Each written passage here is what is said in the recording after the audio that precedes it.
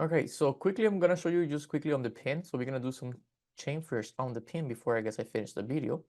So I made the pin, you can see it's a body, I cannot move it.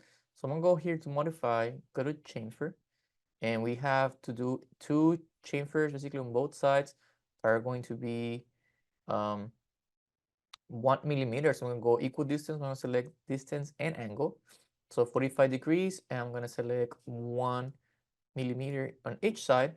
And now my pin is complete. So now I go to the body, I create component, rename this one as pin, or in this case, it's actually called post. I'm gonna call it post.